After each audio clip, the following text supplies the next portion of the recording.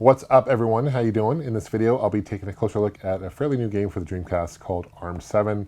This is a shmup. It's a lot of fun. It's a great game to be ported to the Dreamcast, and I love the fact that they're still putting new games for a great console like the Dreamcast. It's crazy. It makes me feel old, thinking that the console's been around for 22, 23 years almost. It's an amazing console. Still holds up very well today, and this is a perfect game to port over to it. So I'm going to show you some gameplay, share my thoughts. I got this available at a website called Video Games New York. I'll put a link below to it, some additional information. This game is produced by Josh Prod.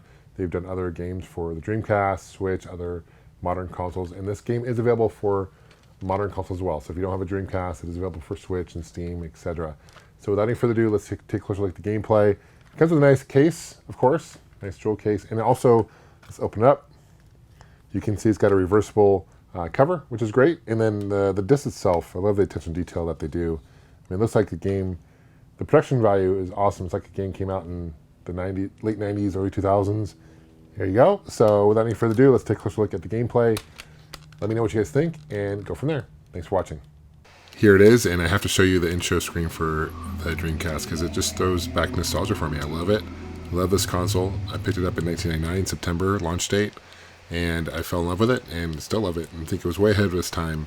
And the fact they're still making new games for the console, I think is awesome. And what I really like about ARM7, it reminds me of the classic scrolling shooters of the 90s and 2000s. Pinpoint controls, which is great, and there's actually 2 different ARM7 games. They are different with different audio tracks, different stages, etc. There are 7 stages total, though, in ARM7. And the game is challenging as much before, but still a lot of fun and definitely to check out. And one thing I really like about the game is the options to change your difficulty. There's 4 different difficulties.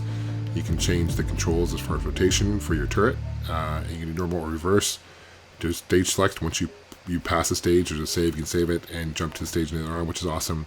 And there's emeralds. You can do different things you can collect as well. Different rankings, shields. You can add more shields, add more power. So you do a lot of customization, which is cool. Different rankings.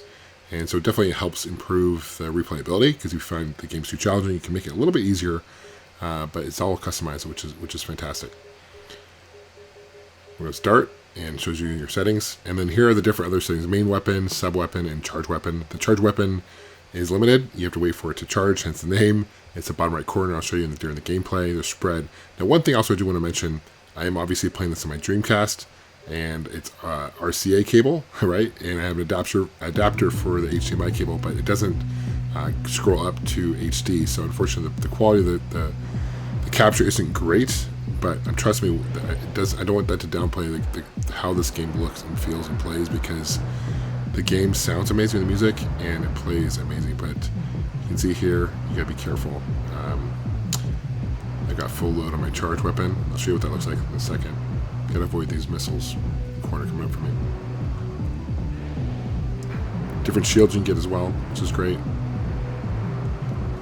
Lost my shield.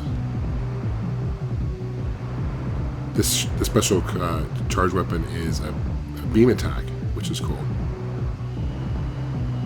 There it is right there. That's awesome. This is the second game I'm going to show you. Similar graphics, different sound, same setup as well. Let's go to max. We'll do max power. Not quite sure what the rankings does, to be honest with you. There's different emblems you can collect as you go through the game. Same controls as before. Let's start. We're going to do more of a spread weapon. Show you that and trust me, it makes the world of difference. Doesn't do as much power once it hits enemy, but you can definitely hit more enemies at the same time. You can see it kind of covers the whole screen, which is awesome. Don't want to get that shield there. Perfect.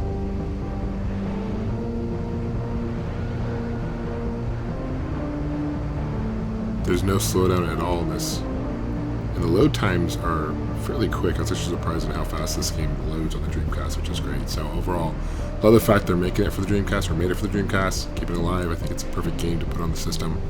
Hope they do more for sure. Keep an eye out for Josh Prod. Keep an eye out for Video Games New York. That's where I picked this up at. I'll put a link below, as I mentioned before. I really appreciate you guys watching. Let me know what you guys think. We'll see you guys soon. Take care, and game on.